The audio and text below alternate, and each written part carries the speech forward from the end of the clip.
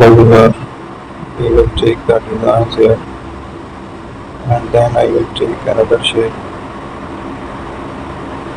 add another paint here. We will use the shapes and designs as well, and we will create a structure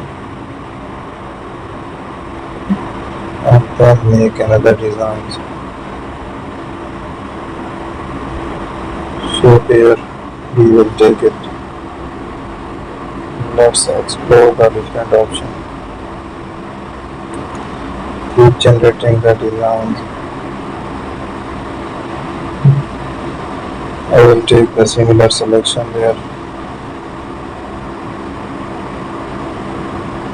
Then take the similar selector